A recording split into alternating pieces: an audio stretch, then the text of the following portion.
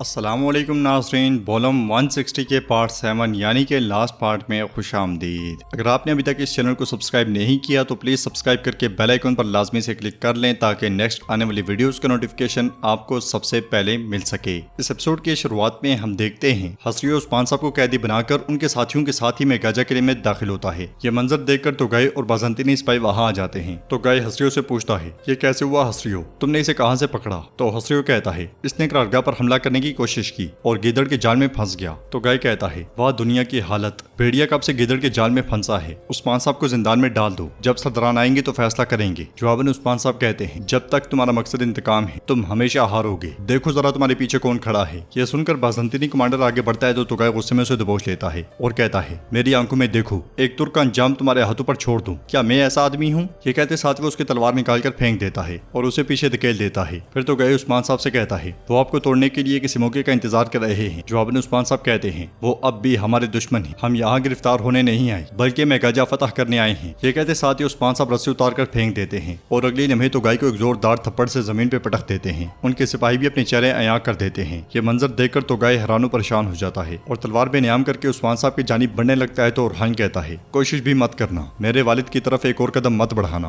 बाज़ंतीनी commander सिपाहियों से कहता है, तीरंदाजो हमला करो, इन सबको मार डालो। मगर बाज़ंतीनी लिबास में मलबूस उस्मान साहब के सिपाही बाज़ंतीनी सिपाहियों पर तीर बरसा देते हैं। कमांडर को कुछ समझ नहीं आती। वो चिल्लाते हुए कहता है, ये कैसे हो सकता है? तैमूर बोगा अपना चेहरा अयां करते हुए उस लम्हे को याद करता है जब वो किले के बाहर झाड़ियों में छुपे हुए थे। उसने अपने साथियों से कहा था, ये सिपाहियों की तब्दील होने का वक्त है, हम अभी ऊपर चढ़ेंगे और उस्मान साहब के आने से पहले इनके कपड़े पहन लेंगे। ये कहते साथ वो सब लोहे के आले के जरिए ऊपर चढ़ गए थे। इस ख्याल के बाद जेरकुतई उस्मान साहब की जानिब तलवार फेंक देता है। उस्मान साहब कमांडर से कहते हैं, क्या हुआ कमांडर, तुम अपनी जगह से पीछे हटने शुरू हो गए हो? इसके साथ ही किला मैदान जंग बन जाता है। उस्मान साहब बाज़ंतीनियों को काटते हुए कहते हैं, हम जब से पैदा हुए कैदी नहीं बने और ना हम किसी के कैदी बनेंगे। सिपाहियों हर जगह घुस जाओ और किसी को जिंदा ना छोड़ना। और हान भी बाज़ंतीनियों पर तलवार का जबरदस्त इस्तेमाल करता है। अलाउद्दीन भी खूब जंगी मारते दिखा रहा होता है। तीरंदाजों को जहाँ जहाँ बाज़ंतीनी नजर आते हैं वो चुन चुन कर उन्हें मौत के घाट उतार रहे होते हैं। मगर जानदार कबीले के सिपाहियों का खून नहीं बहाया जाता और उनकी सिर्फ धुलाई की जाती है। हर काई मैगाजो को फतह करने के लिए बहुत पुरजोश दिखाई देता है। लड़ाई के दौरान उस्मान साहब बाज़ंतीनी कमांडर को काट डालते हैं तो गाय बुलंद आवाज से कहता है, दरवाजे बंद करो, महल की हिफाजत करो, कोई अंदर ना आने पाए। ये कहते साथ वो मरकजी कमरे की जानिब दौड़ पड़ता है और उस्मान साहब उसके पीछे जाते हैं। उधर एक सिपाही हथियारों वाले कमरे का दरवाजा जैसे ही खोलता है मशल बारूद पर गिरती है और जोरदार धमाका होता है। पूरा किला हिल के रह जाता है। धमाके की आड़ में आने वाले बाज़ंतीनी सिपाही दीवारों के साथ जा टकराते हैं। नाज़रीन, इसके बाद हम देखते हैं कि काई कबीले में यूनुस एमरे खवातीन के साथ मौजूद होते हैं और बाला खातून से कहते हैं, राइबों के साथ तहकीकात के दौरान हमारे रास्ते मिल गए। मलका खातून ने अपने बेटे के कातिल जिसकी जान ली, उसे बोरसा में मौत की सजा सुनाई गई थी, वो कत्ल के 3 दिन पहले फरार हो गया। यह सुनकर खवातीन चौंक जाती हैं और गुंजा पूछती है, ये कैसे हो सकता है? बाला खातून कहती हैं, आदमी बहरहाल मरने वाला था, किसी को फायदा पहुंचाने के लिए उन्होंने उसकी मौत को एक सस्ते तंज में बदल दिया। होलोफेरा कहती है, इसका मतलब है कि अहमद का कातिल अभी तक जिंदा है। बाला खातून कहती हैं, इस मालूमात की बदौलत आपने एक बड़ी जंग रोक दी है यूनुस एमरे, सलामत रहें। यूनुस एमरे मजीद कहते हैं, और भी है, जाली काजी कस्टोमोनी में जो बानो उगलो के जमाने में काजी था, उसे नौकरी से हटा दिया गया। उसने इंसाफ के मुनाफी काम किया और गैर कानूनी कामों की तरफ हाथ बढ़ाया। यह सुनकर बाला खातून कहती हैं, तो इस मामले में जानदार उगलो भी शामिल हैं। गुंजा पूछती है, जानदार उगलो अपने बेटे के कातिल को पकड़ने से क्यों रोकेंगे? यूनुस एमरे कहते हैं, क्योंकि उसने अदालत में हुक्म जारी किया, वो नहीं चाहते थे कि उसका फैसला बदला जाए, वो जल्द इंसाफ को देखना चाहते थे। जो इंसाफ वो लाता है वो उसका अपना इंसाफ है। फख्र इतना बड़ा है कि दर्द को भी बढ़ाता है। ये दर्द से अपने अंदर सब कुछ करने का हक दिखाता है। तो बाला खातून कहती हैं, खास तौर पर अगर वो एक तकलीफदेह माँ है जो किसी को अपने बेटे के कातिल के तौर पर देखती है। यह सुनकर गोंजा कहती है, आह मलका खातून आह।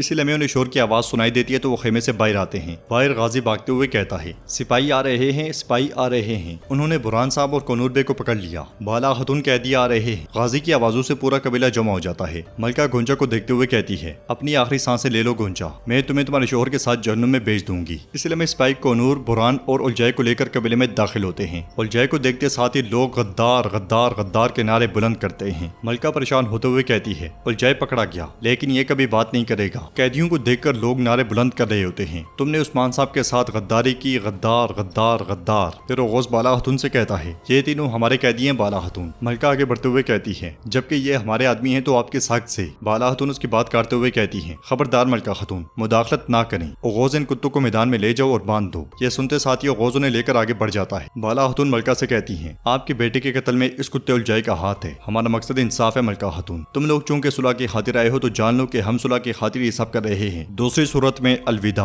ये कहते साथ ही बाला हतून आगे बढ़ जाती है। मेगाजा किले में बाज़ंतीनी मुसलसल कट रहे होते हैं, कोई तीरों से और कोई तलवारों से अपने अंजाम को पहुंचता है। खसरियो भी बाज़ंतीनियों को मारने में बिल्कुल पीछे नहीं रहता और इस लड़ाई में शाना बिशाना होता है। हर गली कोने में बाज़ंतीनी मरते पिटते हैं। उधर तोगाई जैसे ही मरकजी कमरे में पहुंचता है तो उस्मान साहब भी उसके पीछे जा पहुंचते हैं। तोगाई उस्मान साहब को देखकर कहता है, पीछे रहे उस्मान साहब, मुझे वो काम करने पर मजबूर ना करें जो मैं नहीं करना चाहता। जवाबन उस्मान साहब कहते हैं, तुम्हारा खून जोश मार रहा है, तुम मर कर फना हो जाओगे, अफसोस की बात है। फिर उरहान कहता है, बड़ों की बात सुन लो, तलवार छोड़ दो। तोगाई कहता है, मेरा काम किले की हिफाजत करना है, ये मेरे सरदार का हुक्म है। अगर मुझे मरना भी पड़ा तो मैं अल्लाह के हुक्म से मर जाऊंगा, लेकिन किला आपके लिए नहीं छोड़ूंगा। ये सुनते साथ ही उस्मान साहब उसकी तलवार गिरा देते हैं और उरहान सिपाही को लात मारकर पीछे धकेल देता है। उस्मान साहब तोगाई से कहते हैं, चाहे तुम्हारे वालिद इब्राहिम साहब के साथ ही क्यों ना हो, मगर तुम्हारे अंदर थोड़ा सा ज़मीर और रिवायात बाकी हैं। तो तोगाई कहता है, मैं अपने सरदार के हुक्म की तामील कर रहा हूँ, लेकिन अगर कोई तुर्क सरदार काफिर की तलवार के आगे अपनी जान खो दे तो मैं ऐसा कभी नहीं होने दूंगा। किले के हिसार में जेर कुतई और उस्मान साहब के बाकी जांबाज बाज़ंतीनियों को काट रहे होते हैं। सब बाज़ंतीनियों के मर जाने के बाद दो जानदार के सिपाही वहां पहुंचते हैं। उन्हें देखकर तुरान कहता है, बेकार कोशिश ना करो, किला हाथ से निकल चुका है, हथियार डाल दो ताकि तुम्हारी जानें सलामत रहें। ये सुनते साथ ही वो दोनों तलवारें फेंक देते हैं, जबकि तुरान और जेर कुतई उन्हें ले जाते हैं। हर जगह से बाज़ंतीनियों का सफाया हो जाता है, जबकि जानदार के सिपाहियों को कैदी बना लिया जाता है। तो गाय को लेकर उस्मान साहब सहन में आते हैं तो अलाउद्दीन खुश होते हुए कहता है, आपको नई सरजमीन मुबारक हो उस्मान साहब, किला फतह हो गया। तो उस्मान साहब कहते हैं, फतह हमारी है अल्लाह के हुक्म से।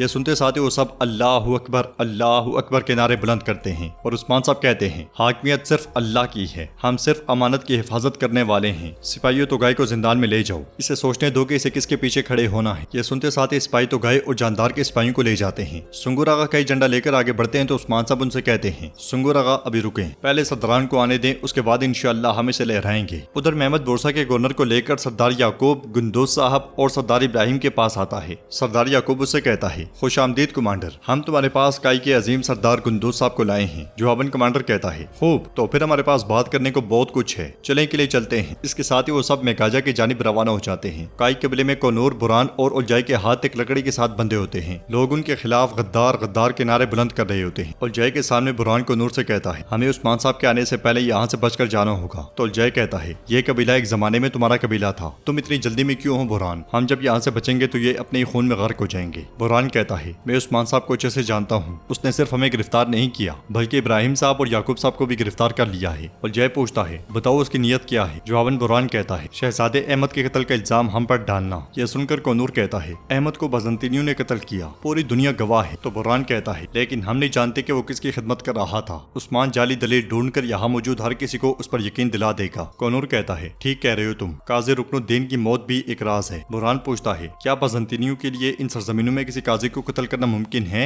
उनकी बातें सुनते सुनते उलझे गुस्से से कहता है, बस बहुत हो गया, खामोश हो जाओ, तुम दोनों ने मेरे सर की खाल उतार दी। खुश्क वादी में किसी को पता चले बगैर कत्ल करना मुमकिन है। अब मैं समझा उरहान ने काजी रुकनुद्दीन को उस वादी में कैसे तलाश किया। यह सुनकर कोनूर बुरान से कहता है, इसे ये भी पता है कि कातिल खुश्क वादी से था। तो बुरान कहता है, भाई ये कुत्ता सब जानता है, इसलिए मैं खवातीन वहाँ आती। उन्हें देखते हुए उलझाई कहता है, जबकि शहजादे अहमद का खून जमीन पे है, काइयों की औरतों ने अपनी तलवारें म्यान में डाल ली हैं। तो बाला हतून कहती हैं, जब तलवारें म्यान से निकलेंगी तो वो तुम्हारा सर काटने से पहले दोबारा म्यान में वापस नहीं जाएंगी, लेकिन पहले तुम बोलोगे, तुमने जो शैतानी काम किया वो सबको मालूम हो जाएंगे। उलझाई कहता है, लंबी जबान वाली औरत, मैंने इब्राहिम साहब के इनके बगैर कुछ नहीं किया। मलका खतून क्या ऐसा ही है ना। तो मलका कहती है, कहा जाता है कि इब्ने आदम को कच्चा दूध पिलाया गया था, मैं तुम्हें जानती हूँ, लेकिन अगर तुमने किसी चीज की मनसूबाबंदी की है तो वो बेनकाब हो जाएगी। उलझाई यह सुनकर उलझाई कहता है, इन शैतानों पर भरोसा ना करें, ये आपके बेटे के कातिल तो नहीं है, लेकिन ये कातिल जितने ही मुजरिम है। बाला खतून के इशारे पर ओगोस गर्म लोहे के साथ उसके जिस्म को जलाता है, मगर उलझाई कुछ नहीं बोलता।